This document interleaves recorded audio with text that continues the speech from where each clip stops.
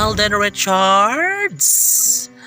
Nadiskubre ang kalungkutan kapag wala sa kanyang tabi ang pretty girl na si Catherine Bernardo.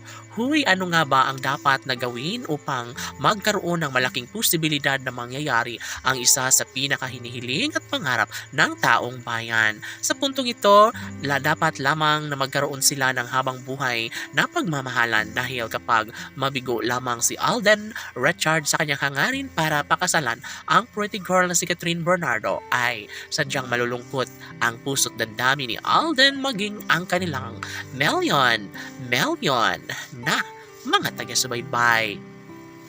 Opo, kailangan na patunayan ng binata ang lahat dahil kapag mangyayari na mawala sa kanyang tabi ang pretty girl na si Catherine ay paano na ang kanyang nagiinit na pagmamahal na inialay para sa dalaga.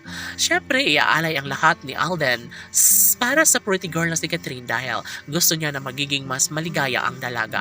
Gusto ni Alden Richards na mangyayari ang isa sa kanyang hinihiling na makatuluyan sana ang nag-iisang Catherine Bernardo.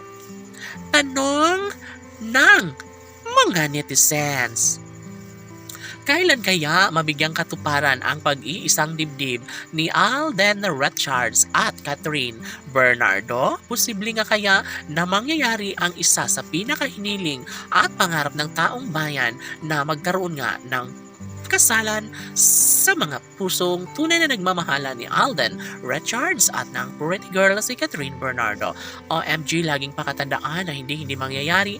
Napakawala na lang ni Alden si Catherine, ano pat ito lamang ang isa sa kanyang pinakahinihiling at pangarap ng lahat. Siyempre, kung sakali man natutuhanin ni Alden Richards ang lahat sa kanyang pag-ibig para sa pretty girl na si Catherine Bernardo ay wala nang papangarapin pa. Wala nang hihilingin pa si Alden Richards sa pag-ibig niya para kay Catherine Bernardo. Alam niyo ba kung bakit? Dahil si Catherine Bernardo lamang ang isa sa matagalang hinihiling at pangarap ni Alden Richards. Si Catherine Bernardo lamang ang pangarap ni Alden Richards na magiging ina ng kanyang mga magiging supling. Sabi nga ng binata na si Alden na kompleto na ang kanyang buhay nang dahil sa pagmamahal ng pretty girl na si Catherine Bernardo. Tama lang naman na maisakatuparan ng lahat ng ito, lalo na patuloy na nagbibigay saya at kaligayahan. Si Alden Richards ay hindi na magbabago kailanman.